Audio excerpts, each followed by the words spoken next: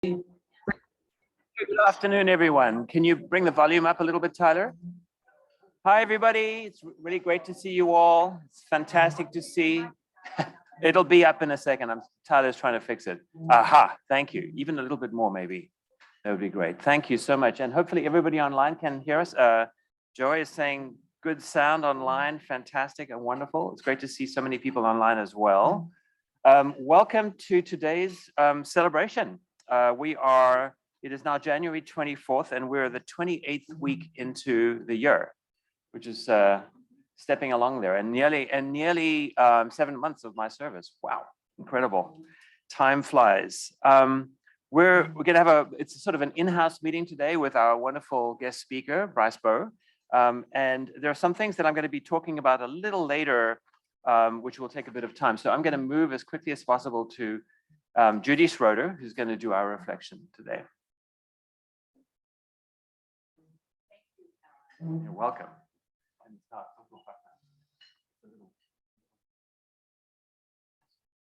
Hello. I want to ask you a question. When I say 1492 and Queen Isabella of Spain, what do you think of? Okay. But 1492 was also the year that Queen Isabella from Spain. Some years ago, I read a really interesting book, The Ornament of the World, and its subtitle is How Muslims, Jews, and Christians Created a Culture of Tolerance in Medieval Spain. Spain was a model for people of these three faiths working and living together, but the spirit of the Inquisition changed that.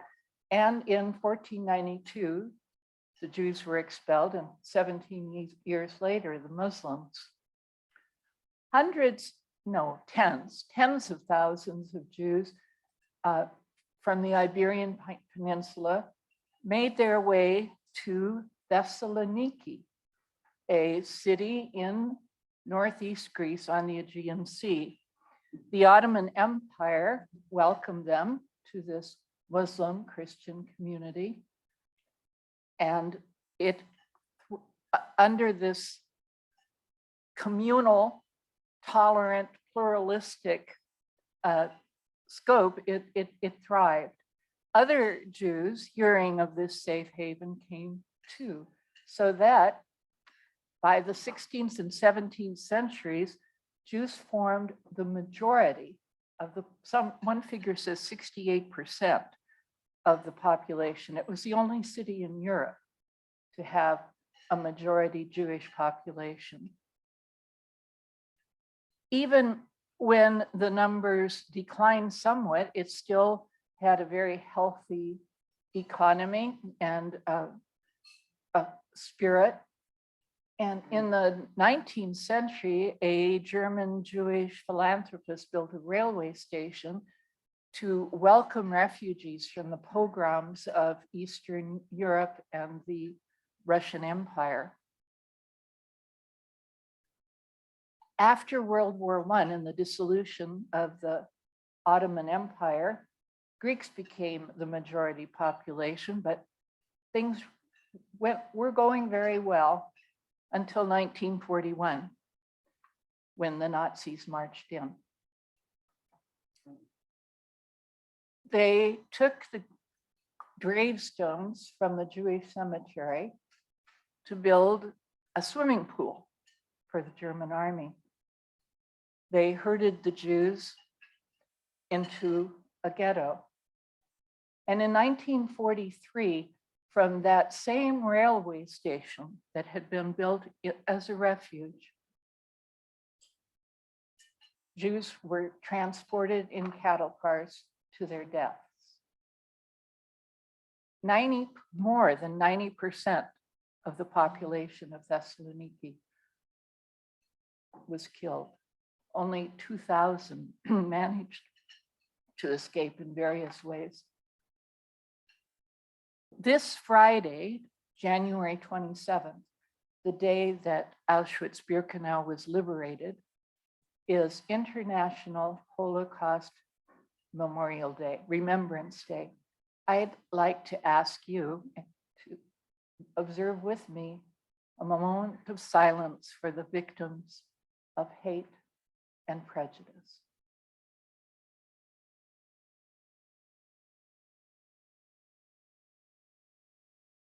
Thank you.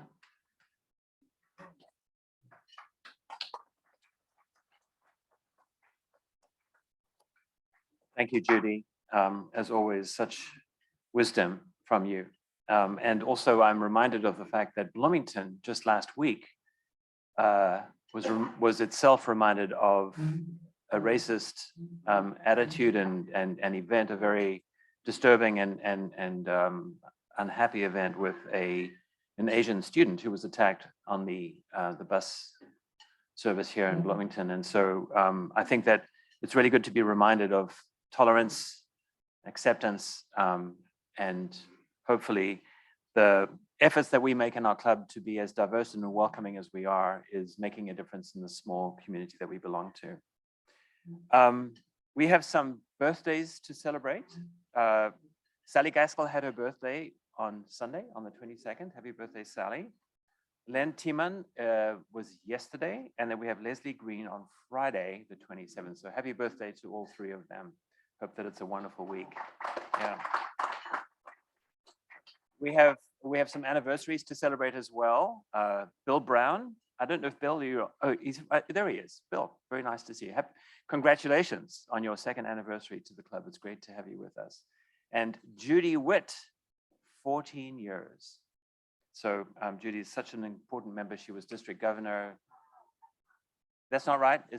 Maybe it's 24 years, 34 years, 44 years. I'll check. I'll be sure to correct that.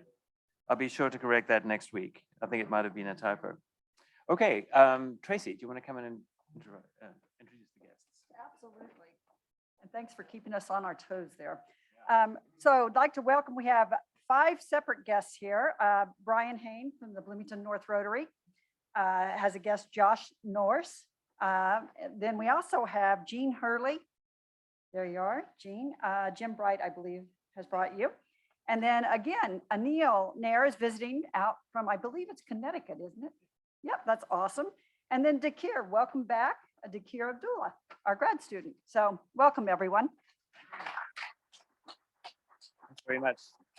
And Joy, do we have any guests online? Elan, it's Rotarians and more Rotarians. 18 of us say hello to all of you. Great. Great. It's good to see you all. Okay, so moving on to club updates. I'm going to mix things up a little bit. I had a slightly different order. So I'm going to first of all talk about, we had a fantastic board meeting last week. Thank you to all the board members who provide service to the club. We welcomed 4 new members. We voted in 4 new members of the club. Henry Leck, some of you who know who he is, he's the president of the Arts Alliance of Greater Bloomington. Fabulous guy, absolutely incredible. Lexi Walters, likewise. Lexi, congratulations. Carlos Laverty, who's the executive director of the Monroe County Airport, is going to be joining us as an organization member. And then we have Phil Emerson. Is he here? He's a returning member, and we're absolutely thrilled to have him with us as well. So those 4 members are going to be joining the club sometime soon. Jim Bright reminded me that now we have about 146 members of the club if you take into consideration the active members, organization members, the honorary members, and our staff members. So 146, pretty amazing, which means we are now officially the #2 club in Indiana. Terre Haute district, I'm sorry, in the district. Yeah, let me correct myself. Still #1 in Indiana, right, yeah. Let's keep going with that fantasy, yeah. Terre Haute was #2, and we're pretty much equal to it now. And then Evansville is 190 members. So who knows what might happen to our club in time. Okay, with that, let's go ahead and do the giving. I've got some slides that I'd like to share with you. We've been having a lot of conversations recently about giving, and there's some things that I've spent some time as a Rotary member getting used to information about exactly where my giving goes to. And I wanted to just spend a little time going through this with you as well. So essentially, when you give to Rotary, there are two areas that we give to. One is Rotary International, and then there's the foundation account that we have with the Monroe County Community Foundation of Monroe County. And there's a big distinction between the two. And you sometimes hear about projects related to these two, and I wanted to be sure that we understand the distinction between the two. So essentially, when you give money to the Rotary International Annual Fund, and it's specifically the annual fund, over a period of 3 years, the money is then returned to the district for use in a number of different ways, including district grants. And then 50% of your money goes into Rotary International for the absolutely amazing work that they do. Our goal this year, our goal last year was, I think it was 16,000, and we actually got to 21,000 last year. Congratulations to everybody. So our goal this year is 18,000 for the Rotary International Annual Fund. When you give to the annual fund, you accumulate points towards your Paul Harris identity. And so once you've accumulated 1,000 points, you qualify as a Paul Harris Fellow. So that's what I wanted to just put in front of you to begin with. We're going to do a second slide specifically on Rotary International. In addition to that, we have a number of initiatives in the club that funnel through our own foundation that does spectacular work in the community with scholarships and special projects. And so I just wanted to be sure that you understand the distinction between the two. Second slide. So the specifically focusing on the Rotary International Annual Fund. Some of you might have heard about this, every Rotarian every year, EREY, and then sustaining member. And there's been some confusion in my mind about the distinction between the two. Essentially, EREY is anybody in the club giving to Rotary International at any time during the year. Once you do that, you become an every Rotary every year member. You become a sustaining member when you give $100 or more every year. And the way that we structure it in the club is very, very easy. On your quarterly bill, you can add $25. It's become a custom for us to do that. It's a choice. You add $25 to your bill every quarter, and over a year, you become a sustaining member of Rotary International. So that's how we structure that. Again, every time you give money to the Rotary, either the annual fund or any other designated fund with Rotary International, you accumulate points towards your Paul Harris numbers as well. So there's a distinction there. Only the annual fund giving goes towards our goal of 18,000. Okay, next slide. So this is a snapshot of where we are right now, and it's a little small on the screen, my apologies, but I just want to point out that if you look at the second column, annual fund contributions, last year we managed 20,000 to the annual fund, and right now we're at 9,000. So we're making our way through the year towards the $18,000 goal. And so when you give to the Rotary International Fund, you know that you're helping our club meet our goal of 18,000 that we've set for this year. You can see that the blue line in the graph there shows the year-by-year increase in our giving to the Rotary International Fund, which is totally spectacular. And kudos to all of you who continue to give to Rotary International.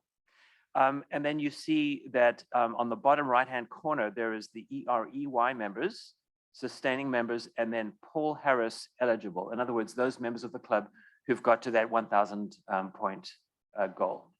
So that's just what I wanted to show you. And then there's one more slide that I want to show you here. If we want to go to that. Here we go. So specifically now to the Bloomington Rotary Foundation, the Bloomington version of our giving. It's a foundation that's been around for a while. And in addition to the $25 per quarter, we have what we call an 80-20 program. And that is that another $20 per quarter can go toward giving to the Bloomington Rotary Foundation. So it's 25 per quarter to the International Foundation, and then 20 to the local foundation. And we like to do that every year just to keep things flowing and moving. In addition to that, you've heard from a number of us about the Fountain of Youth initiative, which is our desire to endow a fund that will support our scholarships to the tune of $7,500 a year. So we're headed towards, it's quite a lofty goal. I believe that it's $200,000 or something like that we're aiming for, to be able to endow a fund to be able to support that, so that we can forever and ever support scholarships in our organization. Income from the toast also goes through the foundation. Individual gifts and bequests go through the foundation. And then memorials for deceased members likewise go to the foundation. So whenever you hear about that, remember that that's going directly into our local foundation. Huge benefits coming out of our club. And I just wanted to thank you all for everything that you do. I believe that that's the last slide in the group. Oh, there's one more. Oh, yes. And this is basically a summary. So looking at it once more, you can see that $100 per year goes to the Rotary Foundation, $80 per year goes to the Bloomington Rotary Foundation. And then the idea of 50% of our giving to the annual fund in the International Foundation is routed back to our district in the form of funding that we could use for grants and what have you. So it's an extremely powerful way of giving. And as you all know, the Rotary International Foundation itself is recognized as one of the best foundations in the entire world. So that's my presentation to you today. I wanted to quickly go through a few other things. We have our district conference coming up, and Jim Bright is going to quickly talk about that. Thank you, President Alon. And on behalf of District Governor Lance Everly and the entire district leadership team, it's my pleasure to invite all of you to join us in Terre Haute on Saturday, April 22nd for this year's district conference. This year's one-day family-friendly event is expected to attract more than 200 Rotarians, Rotaractors, and guests from clubs in our district at the new Terre Haute Convention Center shown on the screen. And this may be an opportunity to see what our new someday conference center might look like. It also will give us an opportunity to recognize and thank our fellow Bloomington Rotarian, Lance, for his year of service as our district governor. And it's a great chance to step beyond our club, meet some wonderful people from clubs throughout the state, and share best practices. That's Lance shown at the New Albany Rotary Club with a selfie with the president there. Next slide will show our morning keynoter, Mitty Chang, amazing young man. Not going to go through his background, but you can read about him in the roundabout. But he's going to be talking about changing club cultures to attract multiple generations. So the cost is only $129 until the end of March. It goes up to $149 on April the 1st. And it includes meals, programs, and entertainment. You'll find more information again in the roundabout, including the many attractions there in Terre Haute. We look forward to seeing you in Terre Haute on April 22nd. Thanks so much, Jim. Thank you. And we're going to be talking about the global grants hopefully sometime soon as well. To thank Jim so much for his leadership in that. And also to remind you all that on the 22nd, we're initiating with the district the first annual Interact conference summit that will be attaching to the conference. So that's very exciting. And the Bloomington Rotary Club is playing a leading role in developing and designing that. A few other quick announcements. We have the Habitat for Humanity plan that we've tapped the brakes on. My apologies. I've sent you an email about that. So check your email and you'll know that we will be sending you an update on the dates for that sometime very soon. We have the speech contest. We're looking for talented high school school members to support that project as well, just to give you a heads up on that one or a reminder. The Zero and Bloomington initiative seems to be moving very nicely. We have 8 members in the club who've already got involved in the city-initiated project. And we're going to move to, let me see, oh, there's one more announcement. On next Thursday, we're having this orientation session for new members at Tracy's house, which I'm very much looking forward to. But then I also want to mention and remind you, for those new members, that on February 8th at 6 p.m., there's a Zoom session put together by the district as well for new members, which should be a lot of very interesting information there as well. We do have time for Happy Dollars supporting, oh, okay, Happy Dollars supporting Teachers Warehouse. So Teresa's going to go and go around the room. Here we go. I have 20 Happy Dollars for Teachers Warehouse. I now work a block away at the Environmental Resilience Institute as the Assistant Director for Strategy and Engagement. So I'll be strategizing and engaging with some of you in the room, I hope.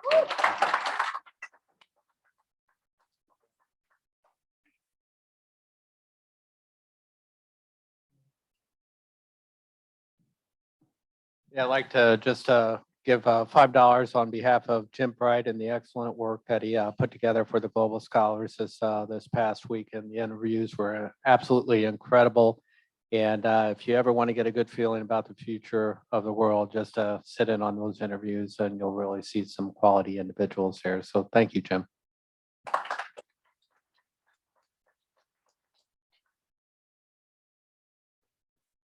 I want to contribute a few happy dollars here to because I'm going on Thursday to Texas to visit my children and grandchildren.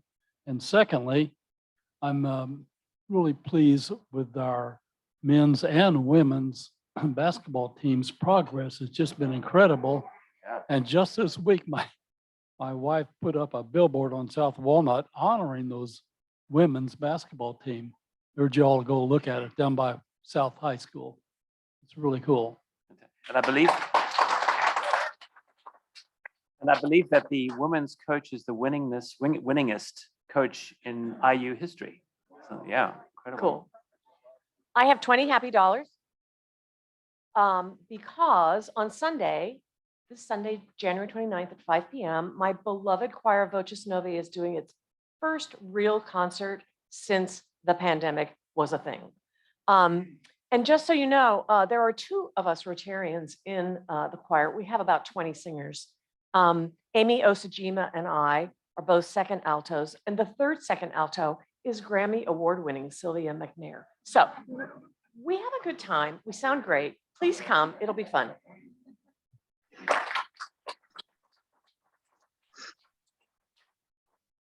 I have $5 happy dollars. Encourage everybody, if you don't already have tickets, it may be too late, but celebrate the Buskirk Chumley anniversary this Saturday.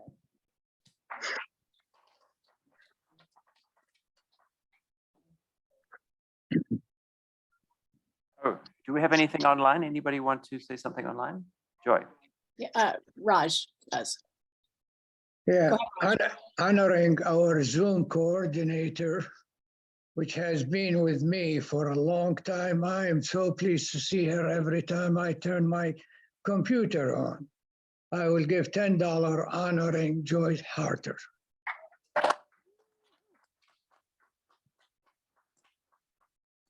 And Raj, it's really very special to see you always. Anybody else would like to offer something? I see we've got Ron Barnes. Ron Barnes is in Florida, sitting comfortably there. Nice, yeah. Anybody else? One more. Gone. Thank you so much. Okay, well, we're going to move on to our program now. I'm going to invite Jim Bright once again up to the podium. Thank you, Alon. Blockchain technology, NFTs, and digital assets may sound like words from a foreign language to you and me, but not to IU students in Bryce Bowes management and entrepreneurship classes, or the students in the blockchain at IU Club, where Bryce is a faculty member. In the next few minutes, Bryce will try to demystify those terms for us. Before joining the IU Kelley School of Business faculty, Bryce created and led multiple brands and businesses, raised money throughout the Midwest, and served as one of the nation's youngest collegiate athletic directors at Johnson University in Florida. Bryce launched 4 new sports there that helped them win their first collegiate championship in school history. Now, while studying to be a coach, Bryce was a team captain and NAIA All-American Scholar athlete in men's basketball at Goshen College and completed grad studies at both IU and at Harvard. I first met Bryce and his wife Tabitha in 2016 at the 2nd annual Bloomington Rotary Toast, honoring outstanding local citizen Ron Remack. That night in Alumni Hall, in front of 300 people, Bryce spoke with great passion about the impact that Ron had had on his life as his personal mentor. Later that evening, I went up to Bryce and I said, you know what? You sound like a Rotarian. And I invited him to join us as my guest, and the rest, as they say, is history. More than 5 years later, Bryce is still a Rotarian, and a good one at that, serving on our club's board of directors. Please join me in a warm Rotary welcome for my good friend, our good friend, Bryce Bowe.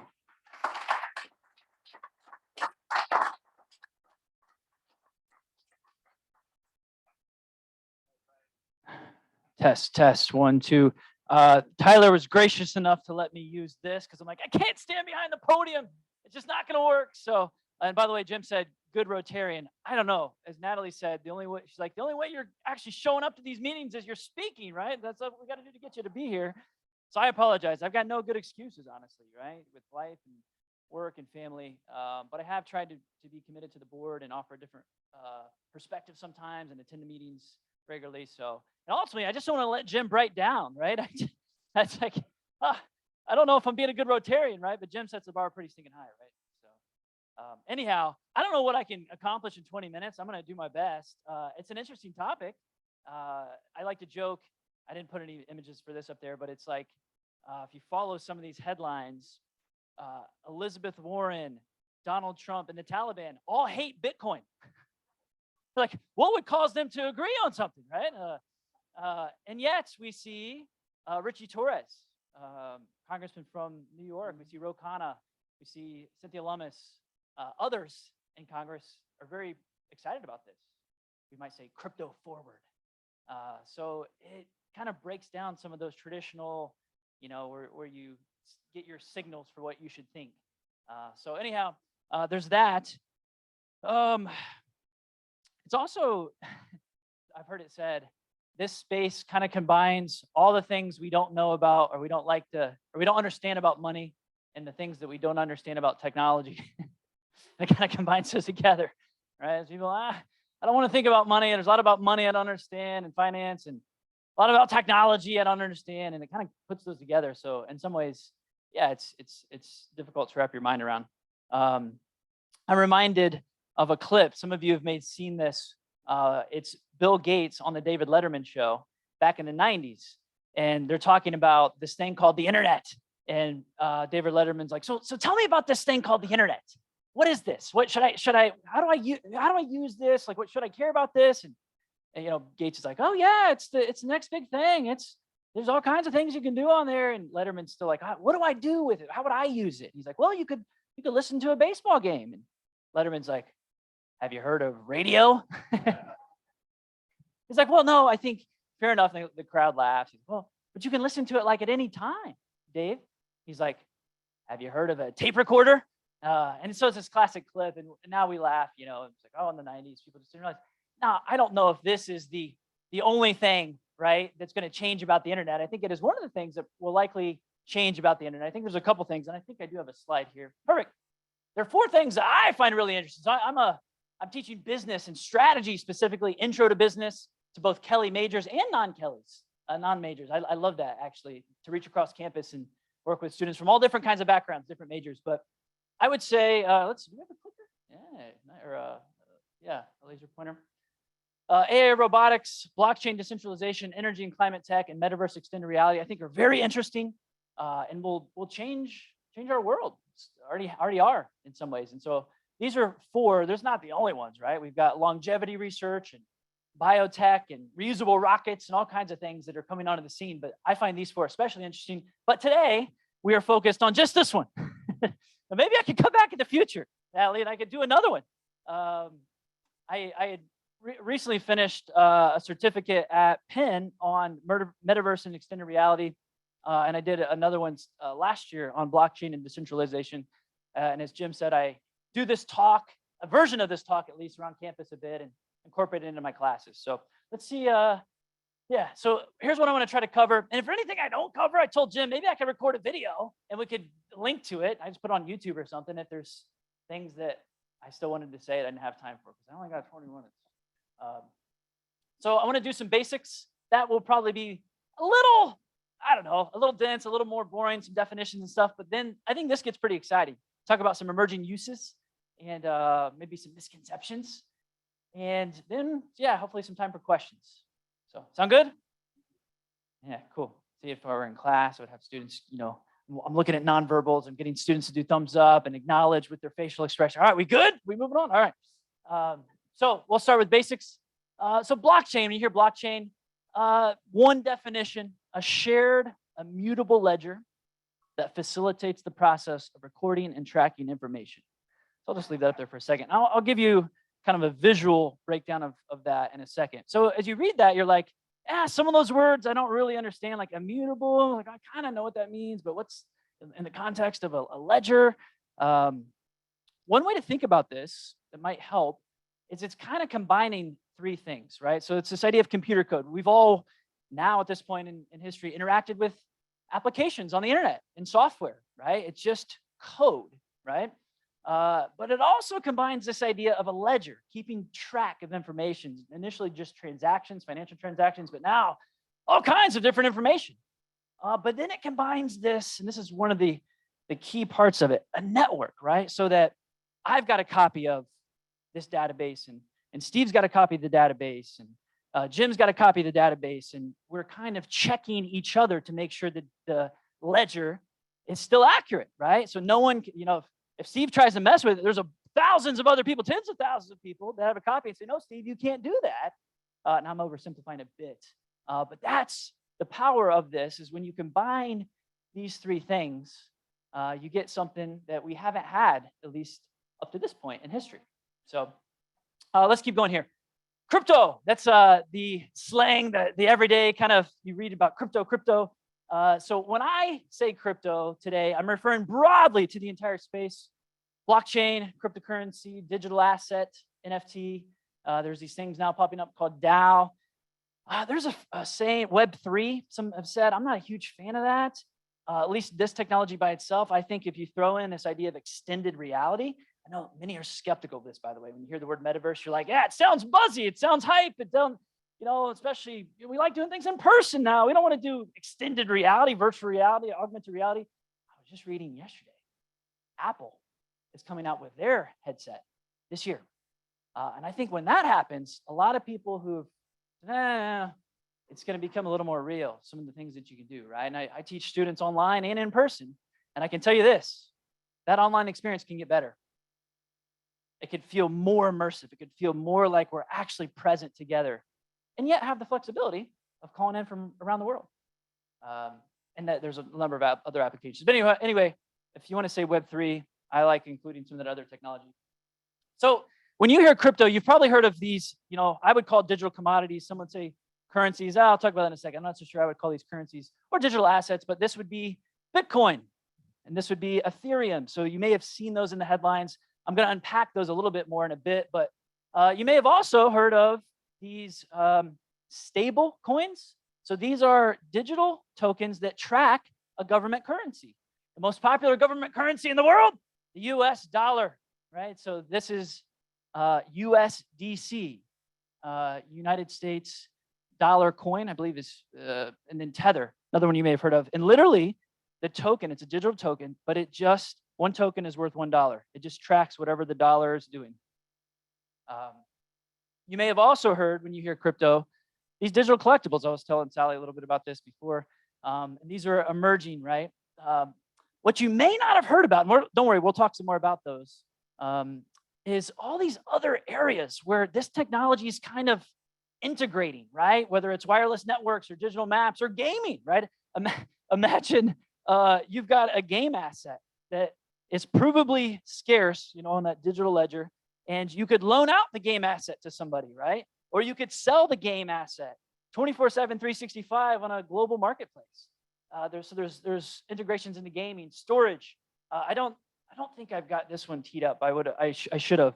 Arweave has helped store documents from Ukraine that the Russian government does not want to be out on the internet. These are things that are trying to be censored, and they have a way to immutably, permanently save some of these documents. It also happened in Hong Kong a few years ago. The Chinese government did not want some of these records, some of these documents, some of these histories kind of being publicly available. And there's ways to store that is immutable, that is censorship resistant. But talent networks, social networks, video platforms, virtual worlds. So my point in showing you this is it's a lot bigger than maybe what you've initially heard with just some of these. So here's another key term that I think we got to unpack a bit to really start connecting the dots. fungible, able to replace or be replaced by another identical item. In other words, something that's mutually interchangeable. So here's an example. The dollar is fungible. $1 is $1 is $1, right? They're all the same. No, they're not technically the same, right? There's like a different code and this and that, right? But generally, $1 is mutually interchangeable with another dollar. The Mona Lisa is not. Now, you can have a copy of the Mona Lisa, right? And say, oh, I've got a copy of the Mona Lisa, but everyone knows where the real Mona Lisa is and that there's only one, right? That is non-fungible. It is not mutually interchangeable. Very similar with some of these, right? So one ETH token, which we'll talk about in just a second, is mutually interchangeable with another one. Same thing with a Bitcoin, same thing with a Tether token that tracks the US dollar. Not the case over here with some of these digital collectibles, right? I'll talk about the NOS music token in a bit, but some of these other digital art pieces or these video game assets, these various things. So looking out in the crowd, I feel like I got to get like out here more. I see some heads drooping a bit, right? Means I'm not bringing the energy, or else the topic is just so boring or dense. Let's talk Ethereum just for a minute here.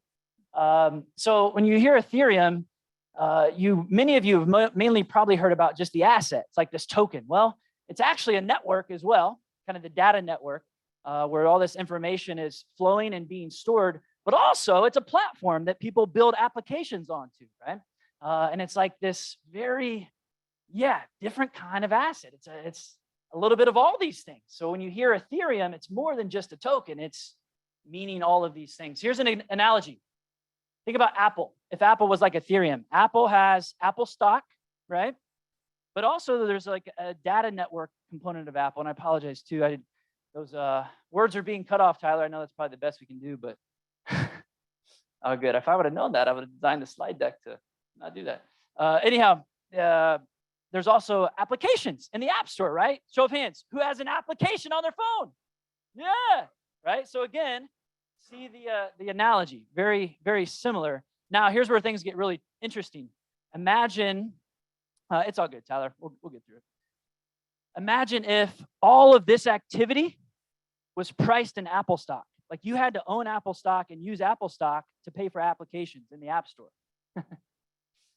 Right? If there was a native asset to use any of the Apple stuff, that's similar to Ethereum, right? So a lot of this stuff on the Ethereum network is priced. So to send data, to integrate applications, to settle information from those applications, you have to have this traditionally, not always. There's some maybe edge cases, but does that make sense a little bit?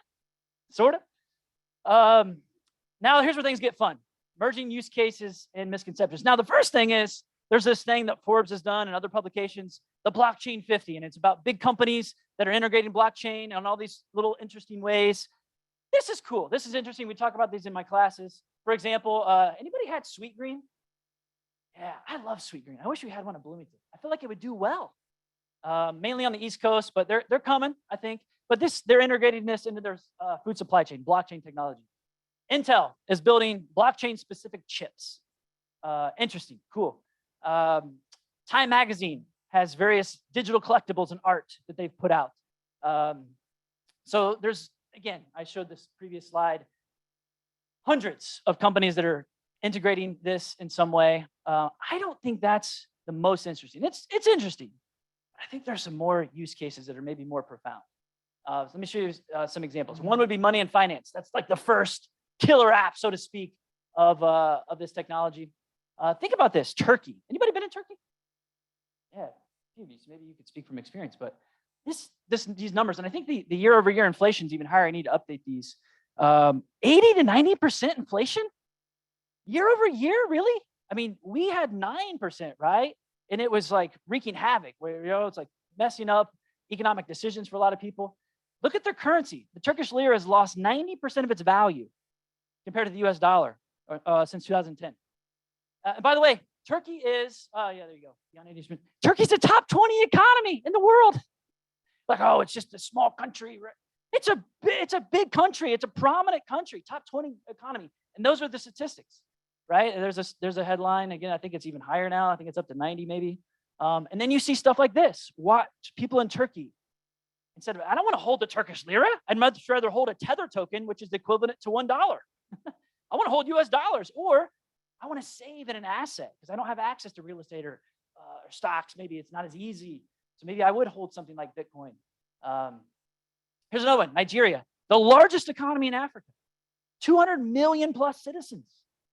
The Naira has lost 65% of its value versus the dollar since 2010. Their average inflation is actually not bad. I think it hovers around 15 to 20% year over year, more than double ours, right? When it was very high this last year. So, and that's why we're seeing things like this, right? Why is crypto booming in Nigeria, despite the government trying to ban it, right? And trying to restrict its use. Here's one from Business Insider. Nigeria is the leading country per capita for Bitcoin and cryptocurrency adoption in the world. Yeah, maybe not any surprise. Here's another one, Argentina, riding high from the World Cup, right? Anybody? Yeah, Lionel Messi just felt fitting, felt poetic. Argentina wins.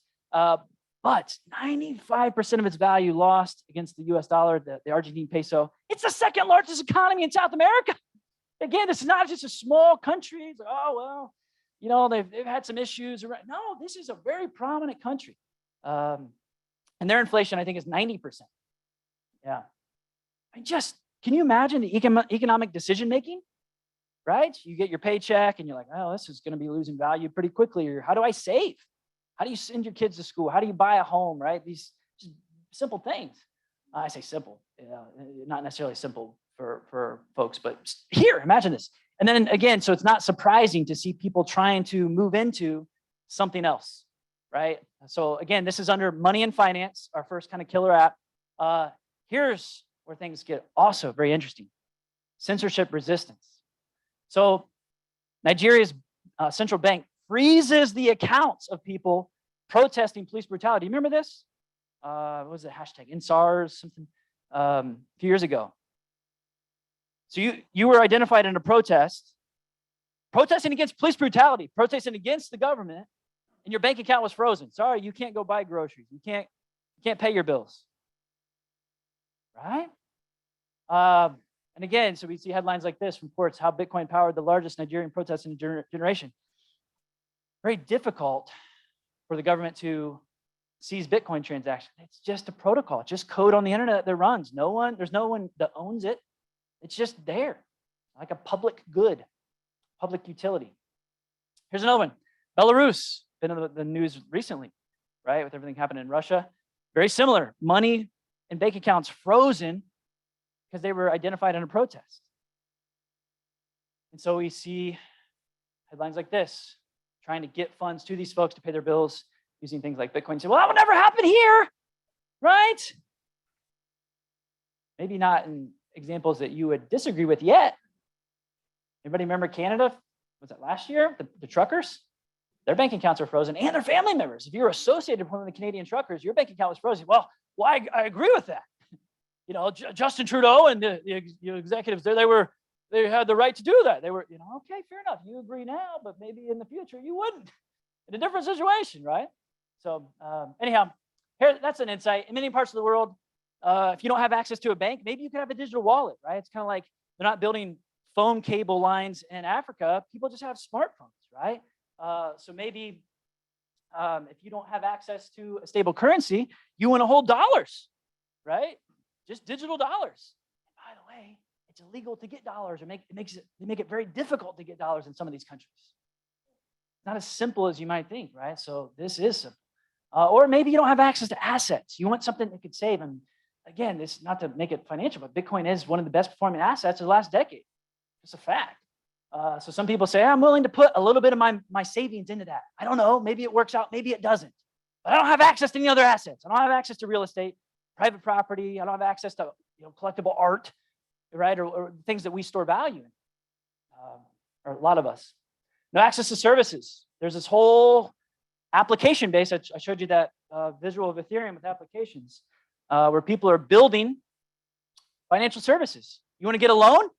You don't have to have a bank. You just put in some collateral and you get a loan. You want to exchange this for that token for that token? You can use Uniswap. Just a protocol that lives on the internet, just code, no intermediary. Interesting, right? Interesting. So here's a misconception, I think. Crypto is primarily used by criminals. Are there bad actors? Absolutely.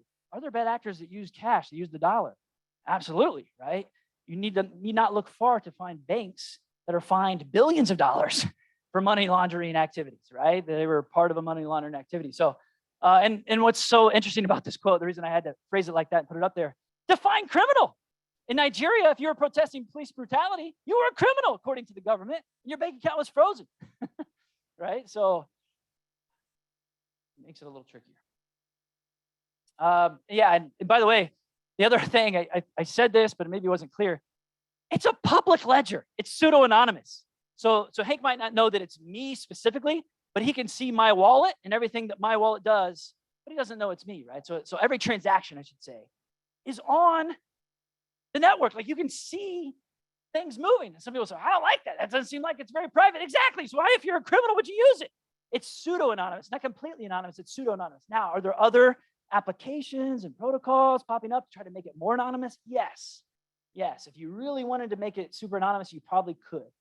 Even then, there's whole companies that's their job, is to trace these funds moving. All right, let's finish up here. I want to make sure I save time for a few questions. This is where it gets fun, art and community. So not just money and finance as an emerging use, but art and community. So rapper Nas, and I have to tell my students, no, not Lil Nas. Original Nas, the old school Nas from the 90s. Yes. Lets fans own part of his music through NFTs. Now we defined NFTs earlier, right?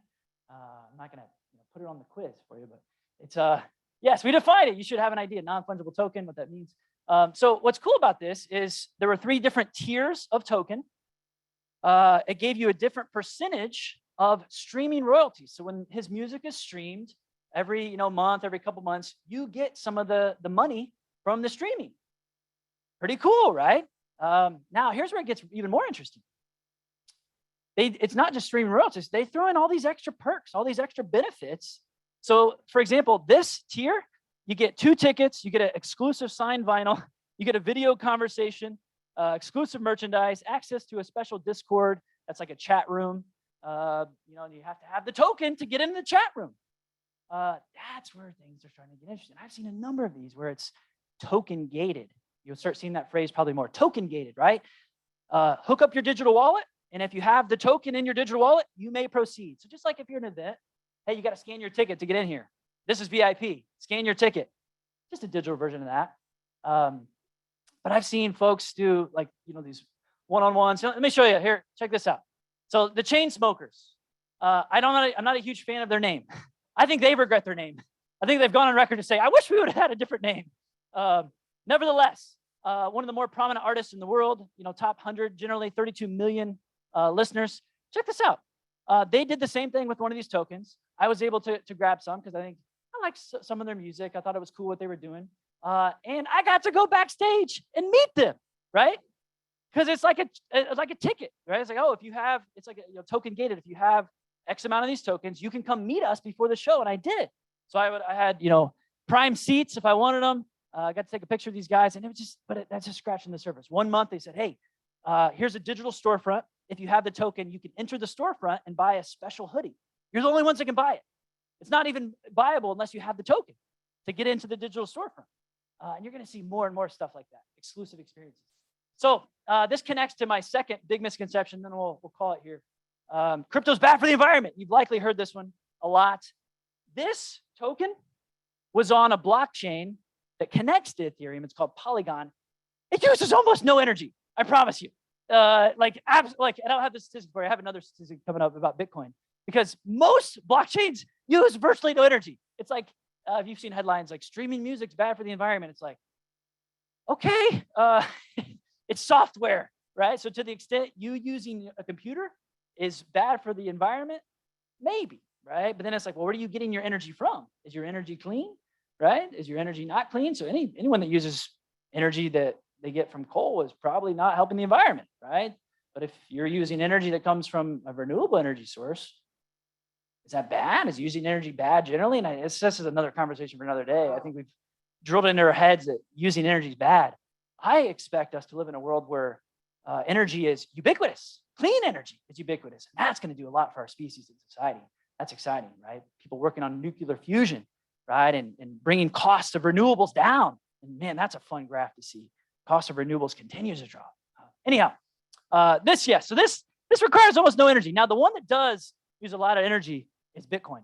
Bitcoin has machines that help secure its network. And those machines basically use energy to secure it. Now, some would say that's brilliant, right? Because it costs something in the real world. You have to use energy, right, to essentially produce new coins and to secure the network. And you've probably seen headlines, so it uses more energy than some countries. And you're like, exactly. For a country to co-opt the network would require a tremendous amount of resources. And therefore, it's more secure. Now, all that being said, University of Cambridge, pretty decent source, I think. Their Bitcoin share of the energy in the world, 0.16% currently. And here's a fun stat. If you took kind of gas flaring and recovered that, right? You go by a landfill, you go by, right? There's all this gas flaring. If you recovered that, wasted energy, dirty, by the way, a lot of that's methane, which is terrible for the environment. You capture that and use it, you could power the entire Bitcoin network 6.7 times over. Right? So like, the headlines just miss so much, I feel like. So anyhow, that's what I got. I think we got time for at least a couple. I'll stay after if anyone wants to ask more questions. So anyhow, cool. Oh yeah, I got to take questions there. Yep.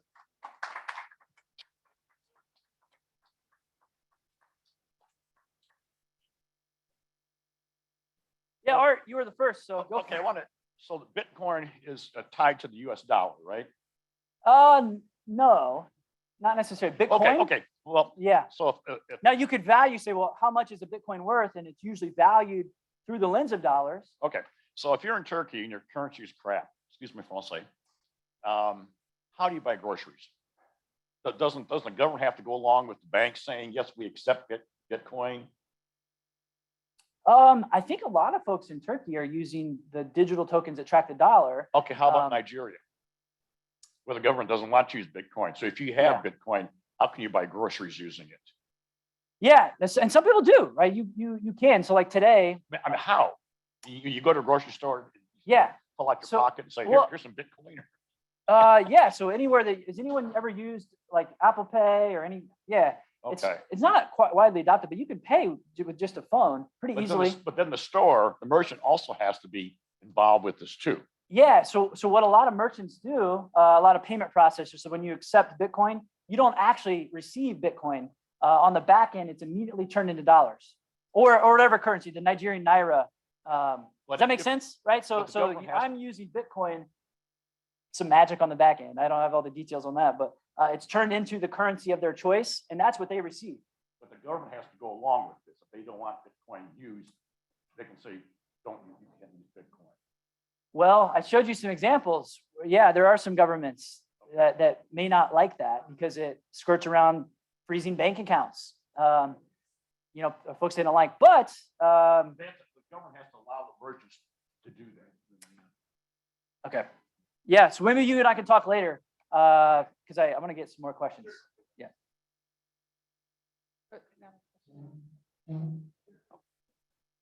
Oh, Tim told me he was going to ask me a hard question. So this is a friendly question. This is more about you.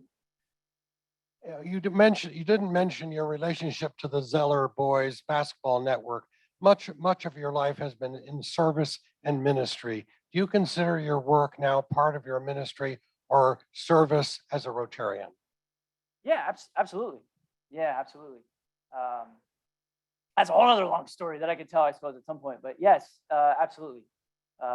Service above self, and I think that connects very strongly with my Christian faith specifically, but even other faiths. And it's not a compartmentalized thing. It's certainly something, a lens through which I view a lot of things I do, everything I do. Yeah. Thank you. I think it's fair to say that you're one of the visionaries of the club, and it talk about diversity in the club, talk about points of view and perspectives and lenses that we all live in this world with. What an absolutely incredible, I certainly got a hell of a lot out of that because I've been wondering about NFTs and everything else in between for some time. And you certainly made sense of it for me today. So thank you very much. That was really fantastic. Next week, we're going to meet here and we have somebody by the name of Ken Nunn, who's going to be with us, the legend himself. So Ken Nunn follows Bryce, follows in Bryce's footsteps.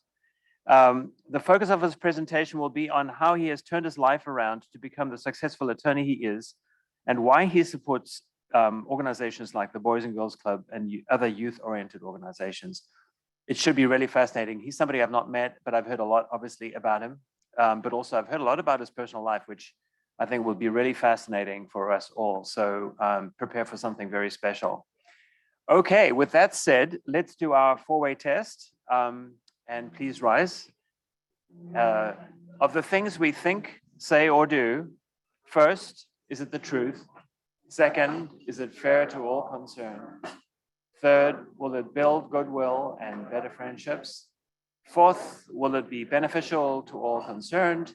And fifth, is it fun? Have a wonderful week and watch out for the snow, everybody.